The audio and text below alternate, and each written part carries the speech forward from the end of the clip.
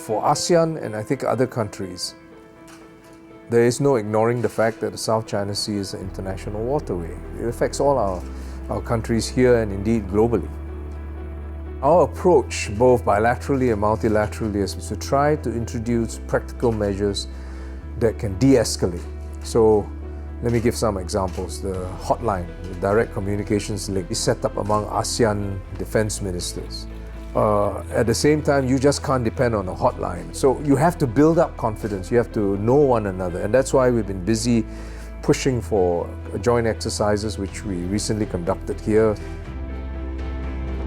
We had 3,500 over troops, many planes and ships from 18 countries working together. That really builds confidence and understanding. We recently met with Chinese Defense Minister Chang Wanquan, and he proposed a number of initiatives that could build confidence. And he talked about how we should have enhanced counter-terrorism cooperation, more exchanges between ASEAN and the Chinese military, and a maritime exercise. The more we engage with China, I think the better for all of us. Terrorism is a clear and present threat, and that's why the SAF has set up Army Deployment Force, which is a rapid response element to respond swiftly and decisively to this terrorist threat and other such challenges. It will be sized as a battalion force, and it will comprise highly trained soldiers with niche capabilities. This is on top of the Special Ops Forces, the Island Defense Task Force, and of course the home team agencies. There will be dedicated regulars that will be trained, assigned and tasked to the ADF, and we'll also train selected NS units. We'll set up the National Security Center, and this will help us coordinate counter-terrorism efforts, use analytics, use C2 systems, help integrate responses by MINDEF and MHA. Armed Forces and Home Team can work together. It allows better coordination. We can't fight terrorism alone. The problem is too big, too diverse. You need the cooperation for international community. So at the same time that we internally restructure and make our responses more decisive, more swift, more effective, we have to step up our collaborations with other agencies, sharing information, combined resources for operations to deal with terrorists.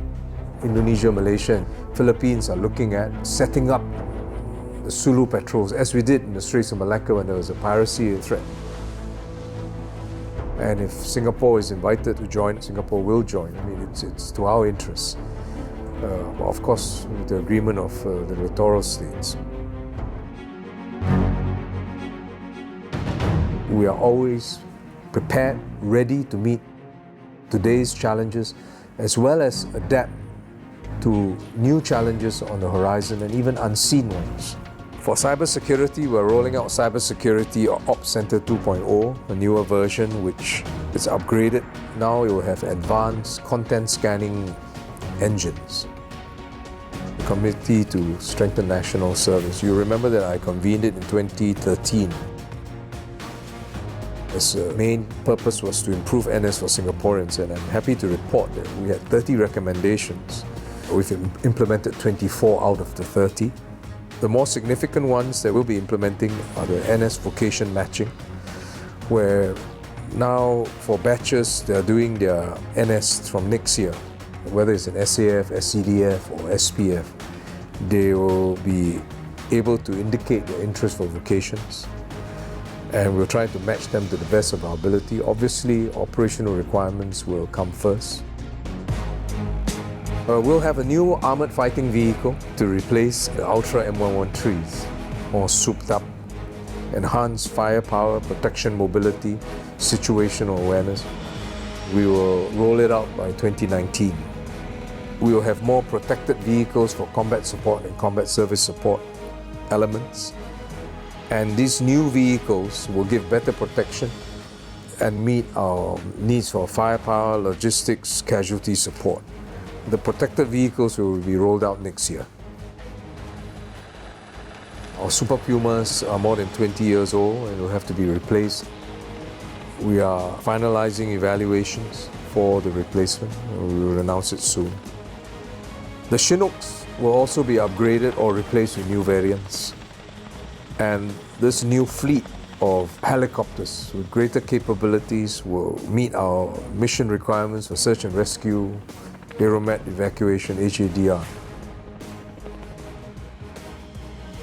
We have announced the relocation of Paya Lebar Air Base, and we've said by 2035. To replace it, we are expanding Changi Air Base as well as Tengah Air Base.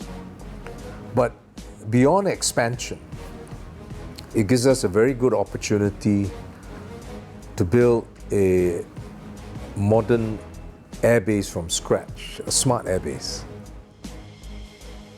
For simple aspects like launch and recovery for your planes, can use automated systems. You not only have to be able to launch airplanes, but you have to protect the island. So we looked at an enhanced island air defense system with extra layers. And I think that will give our people greater safety.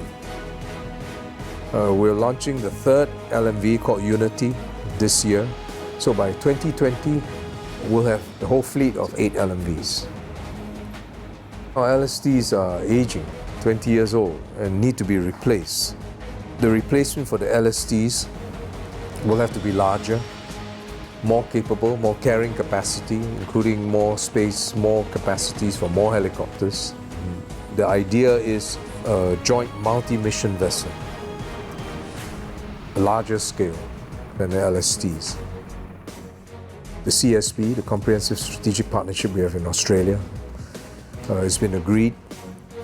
We are busy planning with the Australians what to build. On the cards are combined arms live firing range, which means that you have ability to fire in concert. Artillery, Air Force, Apaches, armor infantry can fire at the same time. Then, because of the threat of terrorism, they have urban live firing area, much bigger than the one we have in Murai. It will mean many more training opportunities for NS soldiers to be able to go there. To drive all this, you will need capable leaders for your defense technology, your scientists and engineers. So we are launching, on par with the SAF scholarships, the MINDEF Defense Science Scholarship. We are out to compete for top engineering and science talent to join MINDEF for our defense needs. We need it. The SAF has done very well in the last 50 years. When we started, very few believed that Singapore could defend itself. Today, very few doubt that the SAF can protect Singaporeans and defend our nation.